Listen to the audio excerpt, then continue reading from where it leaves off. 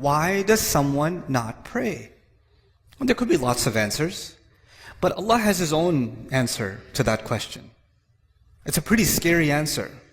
It's an answer I read in the beginning of this khutbah. He said, فَلَا صَدَّقَ وَلَا صَلَّى وَلَكِنْ كَذَّبَ وَتَوَلَّى. He didn't actually accept the truth, and nor did he pray. Allah says, He was talking about disbelievers, and He said two things. They didn't accept it. This person doesn't accept the truth, and he doesn't pray. Interesting.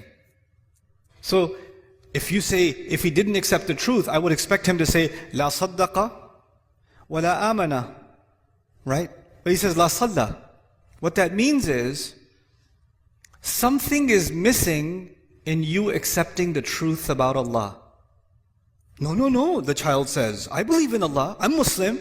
Yeah, you're Muslim here, you're Muslim in your head, but this truth isn't just for your head, this truth is also for your heart. Something is, you're not feeling how true this is yet. You're not feeling how serious this is yet. You don't realize what it is. Sometimes you know something, but you don't think about it. It's true. You know something, you don't think about it. And so, because that's missing, that's why it becomes easy for me to miss prayer sometimes and you to miss prayer sometimes. That will happen because our heart becomes a little distracted. And that truth of this deen, the truth of who Allah is, that truth goes in a shelf in the back of our mind and we get distracted and don't think about it. That's what Allah is saying. So, Allah doesn't need you to pray. And even if you prayed because I'm telling you to, what are you going to do? I'm praying for, how are you going to make the intention? I'm praying 4 rak'ah because my dad won't get off my case. Allahu Akbar. Allah even told us, the Prophet told us, actions have no value unless they have the right intentions. إِنَّمَا الْأَعْمَالُ بِالنِّيَّاتِ. Actions have no, so even if you did this action, but your intention was, I'm annoying, that's your intention, then it benefits me in no way, and it will benefit you in no way. The only one that can benefit from your actual sincere prayer is you. Now, okay, fine. That's the answer to the question, why would someone not pray? 2 more things to talk to you about. One of them is, what's the purpose of praying? Like, what's the point? Because you might think the purpose of praying is so you don't burn in hell. The purpose of prayer is because if you don't pray, Allah is going to hate you. The purpose of prayer is if you don't pray, you're just going to get punished. Or you won't even be a Muslim anymore. The angels will curse you and all this negative stuff. Allah didn't mention those purposes. The purpose of prayer is not to get away from something negative. The purpose of prayer is to run towards something positive. That's the purpose of prayer. Do you know the difference between the student who's studying so they don't fail and the student who's studying because they love the subject? One student is studying because of something positive. The other student is studying because they're trying to escape something negative. An employee who loves their work and an employee who just doesn't want to get fired. They're doing the same exact job. But one of them is so happy, so filled with joy, and one of them is so depressed and so miserable. Why? Because one of them is doing this to escape something negative, and the other one is doing it to go towards something positive. Allah in the Quran, when He told me about the prayer and why we should pray, what's the point of the prayer? He said, He told Musa alayhi salam this when he met him. He said, أَقِمِ الصَّلَاةَ لِذِكْرِ. Is make sure you maintain the prayer so that you can remember me. Maintain the prayer so you can remember me. I told you already, my relationship with you is very limited. But your relationship with Allah started a long time before you even came in this world. And your relationship will continue with Him a long time after you even leave this world. And that relationship is worth remembering because every good thing that comes to you comes from that relationship. Some good things come because I'm your dad.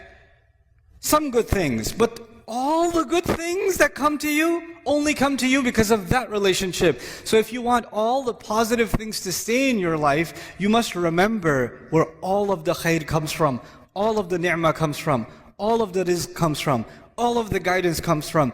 So Allah says the best way you can remember that is that you remember Allah by prayer. The best way to remember Allah is the prayer. أَقِمِ الصَّلَاةَ لِذِكْرِي. That's why you should pray.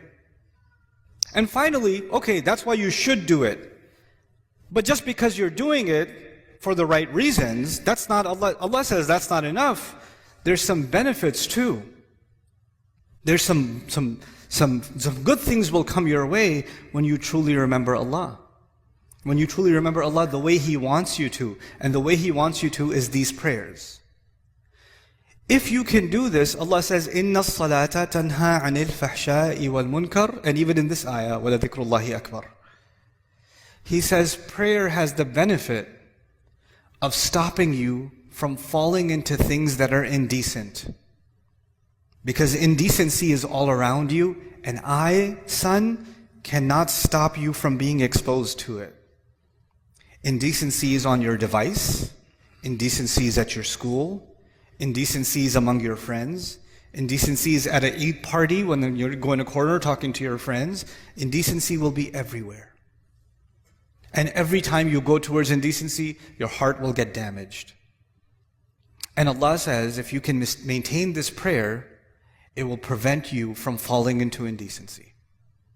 And once you fall into indecency, then you become, like if you're breathing in pollution, at first you will cough, right? But if you stay long enough, you just get used to it. Well, indecency is like that. When you're taking it long enough, it's not that big of a deal anymore. You don't feel like protecting yourself from it anymore because your immune system has gotten corrupt, right? And then you're ready for even more toxic behavior, even worse things, wal munkar, even worse things that you can do. And this prayer will stop you from going down a negative path in your life. That's why you should pray. Now, these are the reasons you should pray, not because I'm telling you to pray. At the end of this whole journey, the decision is entirely yours. Because Allah might take me tomorrow. Allah might take me a year from now. And that relationship you and I have, even if we lived 100 years, we can't live longer than that. There's a time where this is going to end. But that relationship, if you really want to respect and honor that relationship, pray. That would be my advice to you.